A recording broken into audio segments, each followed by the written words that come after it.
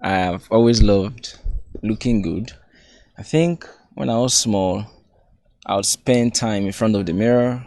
I look at my sides. I'll look at the shirt. I'll pull it down to see if it fits me.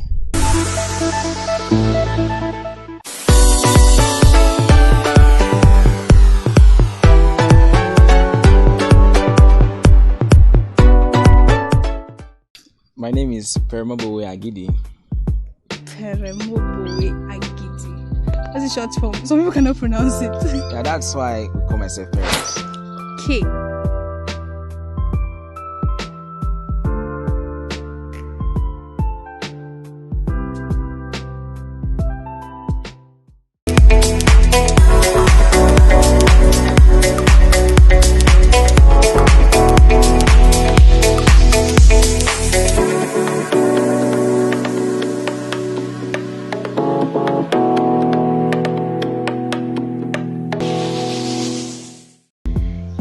I had a friend back then. I was still in school. I was in 100 level, and then she was always talking about Perez. I really wanted to meet you. Actually, for the records, we actually attended the same fellowship in school. In our fellowship, we were made to actually dress in a certain way. The ladies were told to always be on skirts, and then the guys were always on corporate. So that was like the standard. It was not really based on religion or doctrine, but it was just based on code of conduct, right? So just code of conduct. And so his aim of actually coming close to me was to actually help me, because I can actually trace my spiritual growth to an extent to him, because he played a very significant role. So I was like, Mos, do they have people that can be balanced like in major aspects of their life? Like you see them and they're like awesome, and then when it comes to spirituality, they're slaying spiritually. And I was so much. And this brings me to the question I want to ask you: what actually inspires you? What inspired you and what inspires you right now? Because I don't think anything has changed, even after we are no longer under the organization, under the rules and everything. All right, so hello. I have always loved looking good. I think when I was small, I would spend time in front of the mirror. I look at my sides. I'll look at the shirt. I'll pull it down to see if it fits me. Well, I wouldn't say I was influenced by anyone, but I always looked at people that were ahead of me. Although probably maybe all those videos we watched, but truth be told, I just love looking good. Because it is always said that you dress the way you want to be addressed. Okay. And so I would stand in front of the mirror, picture myself putting on some clothes, Okay. and then I'll go for them. I think my inspiration towards the way I dress, the way I look, has a lot to do with how people would relate with me, what they would take me for at first sight. Okay. You know, a lot of persons have this judgmental ability. They just judge you. Just see you. They don't know you. They won't even say anything to you. Yes, so exactly. I would dress the way I want to be addressed. Okay. But then at the same time, I want to look good. Okay. So that's what inspires you. Yes. You want to be addressed properly. You don't want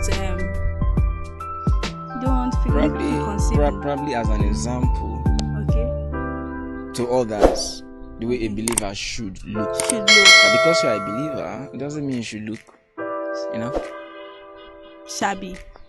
Okay, I think that's nice. So do you have anybody in particular you look up to, like this person dresses well within the fold? I'm not talking of outside, because we can't use the word as a standard for us. So is there anybody within the fold that you look up to and you're like, man, this person has like the standards of dressing, and then you look up to the person and want to dress like the person? Okay, within the fold, I love Apostle Messiah. Okay. I love his outfits. I love the way he carries himself. Okay. I love the way he speaks. Okay. And then also I love Apostle Joshua Selman's outfits. Okay. They're top notch. So when it comes to sewing native attires, I look at Selman. Okay. But when it comes to my general dressing, just to look good generally, whatever you have, Alright. I think I love copying Apostle Robinson.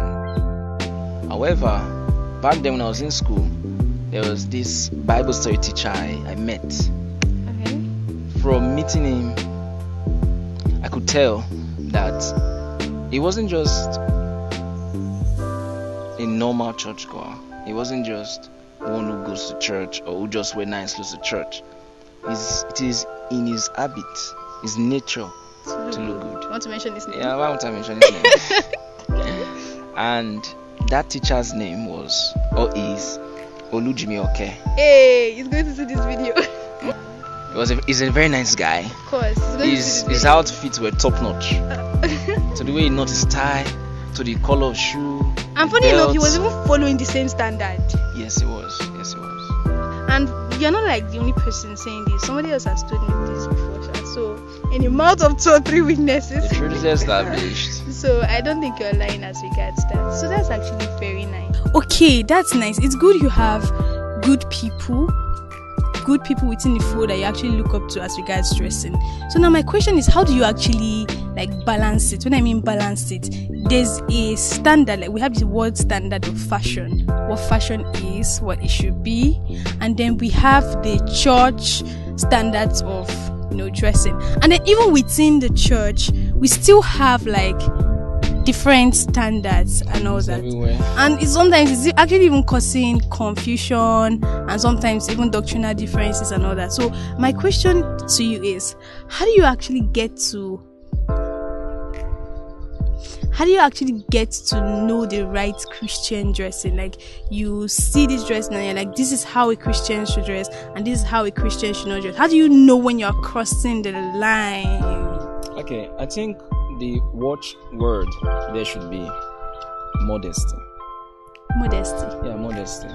Like Paul would advise Timothy in his letter to Timothy. He said he should be an example to the believers and he should be modest even in his apparel and even to the church generally. A guy, a girl, a man and his wife, they should be modest. You cannot tell me that you would dress to the church as you would to the club.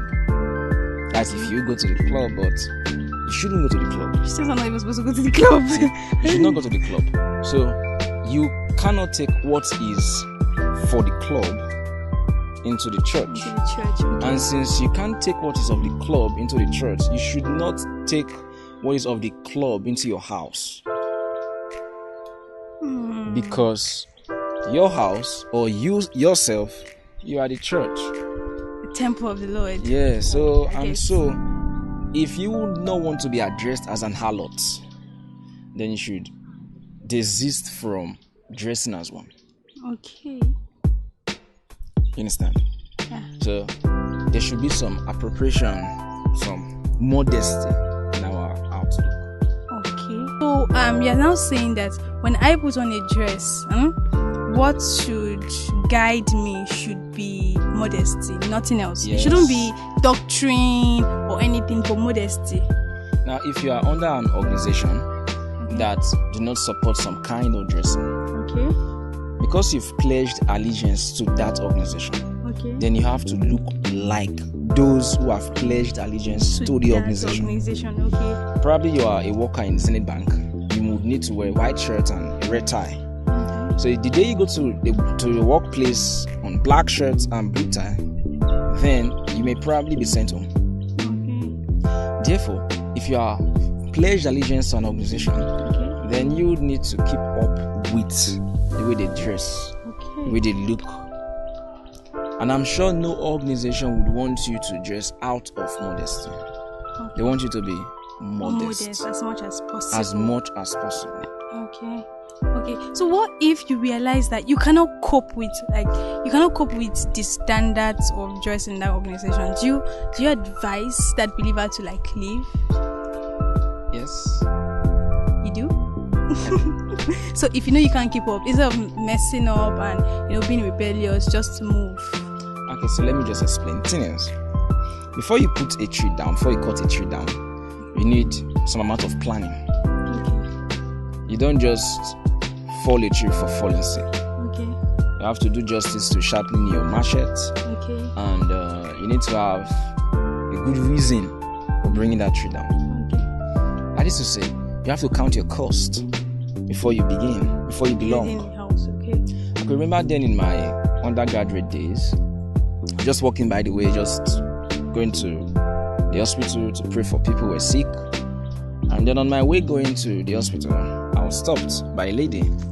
She stopped me and then she was, "I love your outfit." I remember that day. I was there and she gave you money. Like, oh my God. And as I an was so undergraduate, I needed food. I was hungry. Even if the people that were with me did not know I was hungry, but that money went too long. Can you imagine? The thing is, before you become or before you belong to an organization, before you become a member of an organization, then you should know the rules. And if the rules demand that you dressed inappropriately, then you have the support and the backing of scripture to denounce association with that organization. But sometimes it might not really be inappropriate. Their dressing might not be inappropriate because it's actually difficult to see organizations that will ask you to dress in an inappropriate way. But it might just be not your style. Like there are some people that actually like to go on corporate and then they're now in organizations where they want them to wear jeans, or some people like jeans and then they're now in organizations where they want them to actually look, corporate and all that. So in that situation, do you advise them to just like, hey, I'm not doing anymore because of my style. This is not my style. This is not my thing. So I don't mind giving up the spiritual aspect and every other thing just for my own. Okay, I think the thing is this.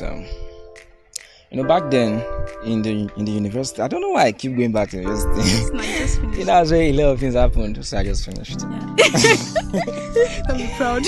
Okay, so the thing is, like I will say, before you become a member of an organization, you need to check their rules and regulations. You need to know what you shouldn't do and what you are permitted to do. Okay. If you are that type that love putting on trousers, like me, I have always loved jean trousers. Okay. And I love tight jean trousers. Man. Then I can go with any shirts because I'm putting on jean trousers. That means I just love looking just not mufti. At the same time, I also love joggers. Okay, so basically, you're not really a corporate person. So I'm not really a corporate person. But you survived in a corporate organization. Survived in a corporate organization, and that was because I knew what it would take to pledge allegiance to a company or to an organization. Okay. Now, if that organization is dressing in a style that you don't like, you are not forced to be a member of it. You're not forced to be a member. But if you would be a member, then you'd have to curb your excesses. You have to change for their sake. Okay. And then at the end of it, you would realize that the change you just underwent was for your good. You see, so now I can dress corporately. And if I do dress corporately, you would think that I was the one who designed corporate wear. Exactly. I think that was the issue I had, like with you. It's even surprising that you're not really a corporate person, but then with times in which you put on your corporate, you were so amazing. Like you did it well, you did it so awesome. Even that day that lady stopped you to give you money, you're actually on corporate. You're on corporate way, and the lady was still very much impressed. So I kind of feel like it is still a matter of the mindset. Yeah. Mindset plays a lot. Exactly. How you carry yourself with whatever it is. So even though you're not so comfortable about it, you can always adjust. I believe if you can adjust, then any other person can, right? Yes, no. Okay, that's basically it.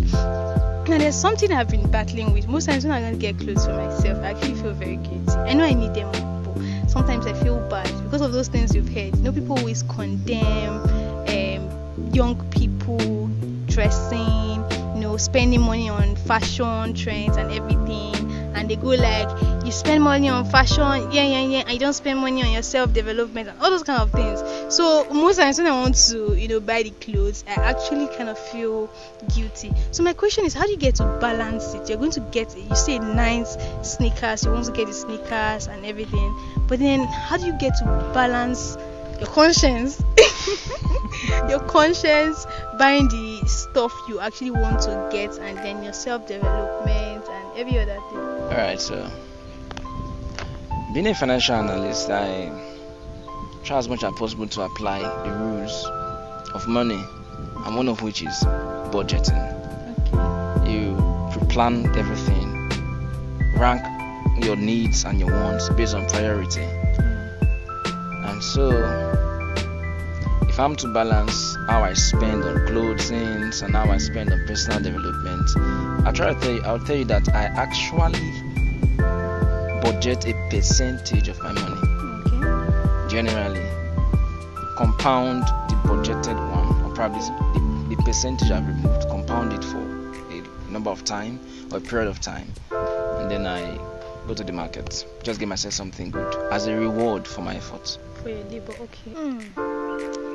I'm actually learning a lot, learning to balance all aspects of your lives, plus your personal development and your, needs and desires, your wants as regards fashion, and still be able to, have savings for yourself at the end of the day. Now, if you're able to balance up everything, then there's no room for feeling guilty when you want to, And then you talked about rewarding yourself with, something you want or something you like as a result of your labor. So yeah, just so as to inspire me to do more. Okay, to inspire you to actually do more. Okay, this brings us to the end. I actually enjoyed myself. Thank you so much for coming around. How does it feel like to be on camera once again? Wow, I feel fulfilled. So now you know what I actually go through making videos. It's really been an awesome experience with you. Thank you so much for doing this video. And thank you for having me. It's a privilege. Bye.